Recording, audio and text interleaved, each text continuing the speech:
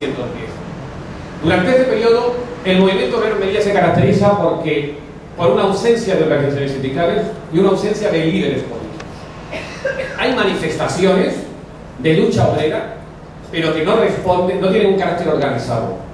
Tienen un carácter aislado, puntual, que nace de unas condiciones durísimas de trabajo, de unas condiciones durísimas de vida, y que son por tanto absolutamente espontáneas, y cuyos resultados además, primero, este tipo de manifestaciones de huelga, de protesta, se dan siempre en el ámbito de las obras públicas, no en el ámbito del trabajo privado. Es decir, son las grandes obras del puerto, son las grandes obras de los militares, las que concentran a un gran número de trabajadores y las que hacen que empiece a surgir un germen de protesta, de rebelión ante unas condiciones extremas de vida y de trabajo.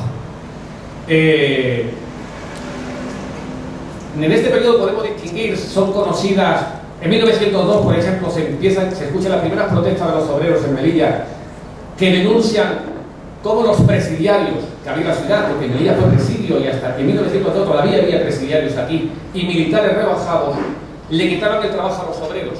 Es decir, eran personas que trabajaban gratis para los empresarios, lo cual restaba las posibilidades de los obreros de encontrar trabajo. En una ciudad donde además abundaba la mano de obra, abundaba muchísimo la mano de obra y las condiciones eran extremas. En 1904 tenemos la primera datos de una huelga en Melilla. Una huelga que se produce en la construcción de los pabellones Orozco. Antonio Orozco era el principal contratista que había en la ciudad, era de Málaga, llevaba años trabajando en Melilla y estaba construyendo los pabellones militares, La cantidad de mano de obra que existía en Melilla, la posibilidad de expulsión de los trabajadores ante la menor rebelión por parte de la autoridad administrativa también, sin ningún tipo de recurso, hacía que los contratistas abusaran enormemente de los trabajadores. Bien, el resultado de estas luchas es un resultado que viene determinado básicamente por el paternalismo militar y por la intervención de los militares haciendo una labor de intermediación o de los funcionarios.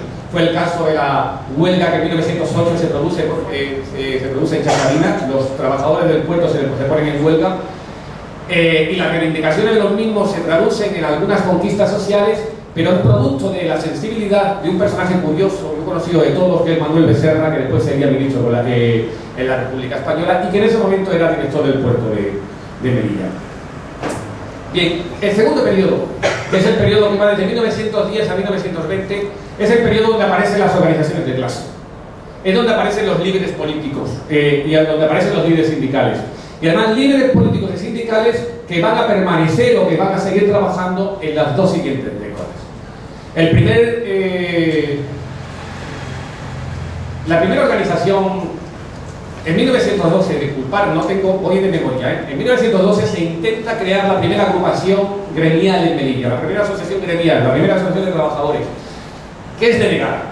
Sin embargo, un socialista, Pedro Orte, consigue en 1912 que es crear y que le aprueben los estatutos de la Asociación de Socorros Mutuos. Es una organización de base obrera dirigida a los trabajadores y con una finalidad muy concreta. En 1914, poco después, se constituye la primera asociación gremial propiamente dicha en Melilla, que es la Defensa. En ella están nombres muy conocidos para todos nosotros, como Victoriano Mairena, anarquista, está Paulino Díez, anarquista, está Manuel García, pero también aparecen ya dos socialistas. Uno que no lo era hasta ese momento, que es Antonio Díez, y otro que sí lo era. Otros dos que sí lo eran. Uno que es Alfonso García, practicante, personaje clave en el desarrollo del movimiento obrero y de la organización sindical en los años 30, como veremos, y Pedro Orte nuevamente. Bien, curiosamente, en 1914 se produce el primer mitin sindical o político en Melilla. Lo autoriza el general Jordana.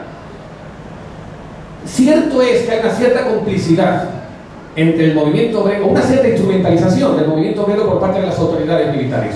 ¿Por qué? Porque desde la comandancia militar, desde la Junta de Arbitrios, desde la Junta de Fomento se estaba presionando al gobierno con la finalidad de que metiera dinero, inyectara dinero en el puerto, en las obras del puerto, porque las últimas averías que se habían producido como consecuencia de un gran temporal, del temporal del 14, amenazaba con dejar en paro a cientos y cientos de trabajadores y a generar una tensión social en Melilla tremenda. Las autoridades se ponen en marcha y convocan, 2 meses después convocarían la primera manifestación obrera que se produce en Melilla, pero curiosamente está convocada desde la Comandancia Militar y está convocada desde la Junta de Arbitrio. Pero al hilo de esa apertura o de esa necesidad de las instituciones de instrumentalizar o de utilizar a los trabajadores, esto lo aprovechan y al frente de la asociación La Defensa se monta, el primer embrión de sindicato de clase, de organización obrera en Melilla. Se traducirá con 2 mítines. Un mítin que lo podemos ver en el telegrama, donde por primera vez en 1914 interviene Antonio Díez.